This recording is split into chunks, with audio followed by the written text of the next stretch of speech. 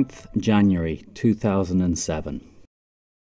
Joshua Bell, one of the greatest violinists in the world, played to a packed audience at Boston's stately Symphony Hall of 1,000 people, where most seats went for more than $100. He was used to full sell-out shows. He was at the peak of his abilities and fame. 3 days later, Joshua Bell played to an audience of nobody. Well, maybe 6 people paused for a moment, and one child stopped for a while looking as if he understood that something special was happening. Joshua said of the experience, "It was a strange feeling that people were actually ignoring me."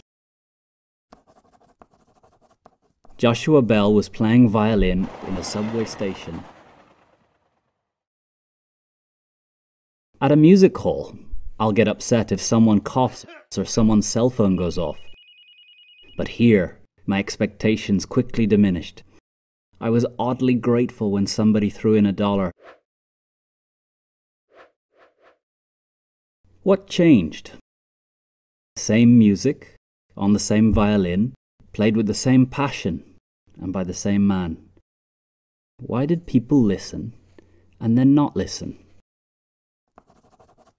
Aristotle would be able to explain.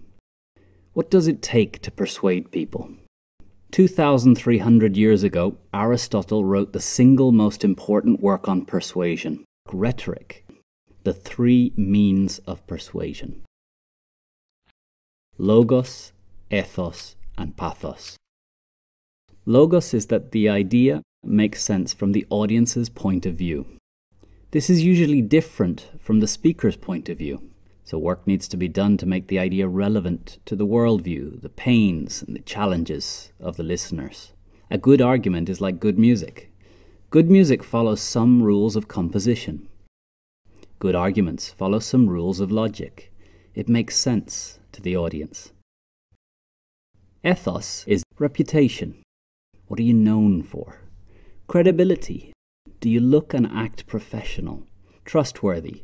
Are your motives clear? Do you show the listener that you care about them as much as yourself? Authority is confidence plus a concise message and clear, strong voice. Pathos is the emotional connection. Stories are an effective human tool for creating an emotional connection. There are moments where an audience is not ready to hear the message. A speaker must create the right emotional environment for their message. What changed? Why did people travel for miles to hear him play one night and not even pause for a moment to listen the next morning?